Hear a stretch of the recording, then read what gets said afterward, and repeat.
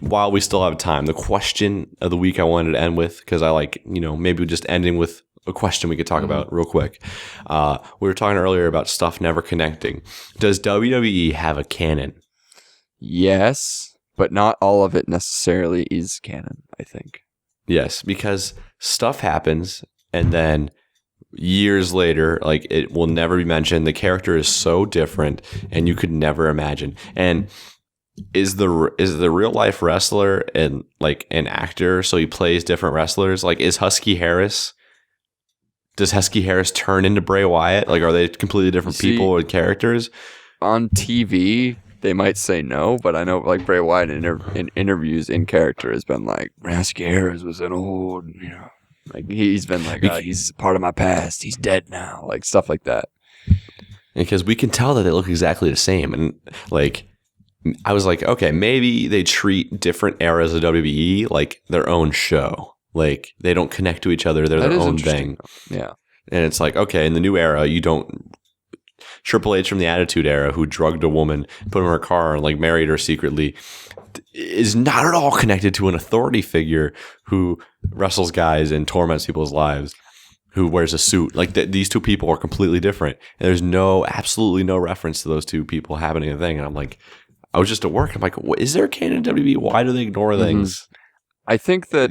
And they selectively ignore things. There are some characters in WWE that are consistent, and I think that's very special. Like, Kevin Owens, right now, his career's young, but he's been consistent so far. Someone I always think about is being consistent too is Edge.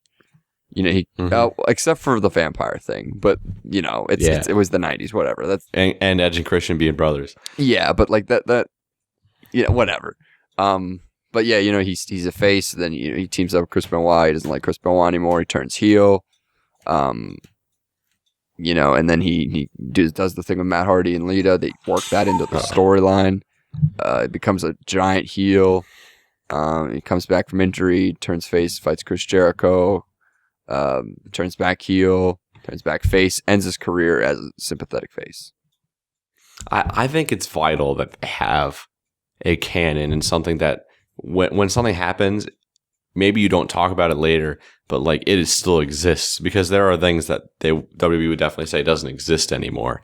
And I don't know, we don't forget. So like, whenever we see Dean Ambrose and Seth Rollins teaming up at house shows and teaming up on Raw, or Roman Reigns and Seth Rollins teaming up, if they never had a moment where they forgave each other and like had a moment where they're like, we're cool now, I'm still going to say, aren't they supposed to hate each other? Like, you need to show us on television, because technically this is a TV show and these are characters and things need to make sense. So I think WWE really should have like a canon kind of like that. Yeah, I thought that was an interesting conversation. They forget we talked about that all last year with Seth Rollins and Roman, how they just all of a sudden were friends again.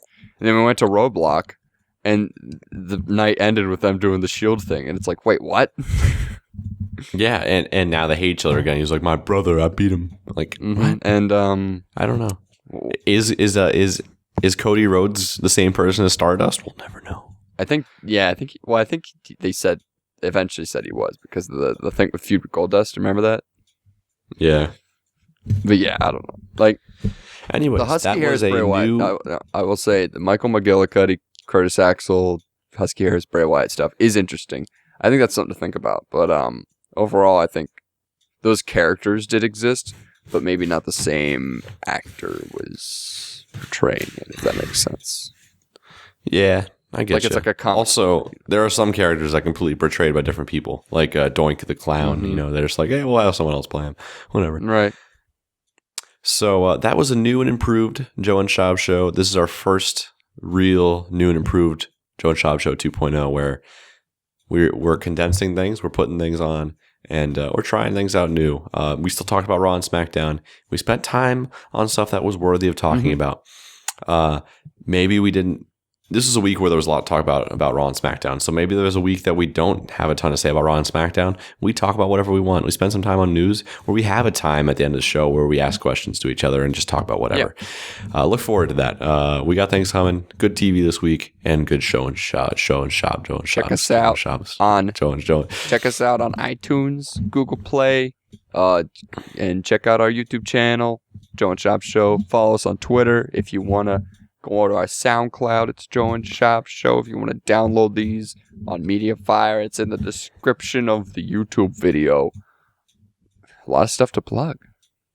Yeah, well, make sure you check out all of our avenues. It'll be in the description, just so you know that option's there in the future. We will see you guys next time on the Joe and Shop Show. See ya.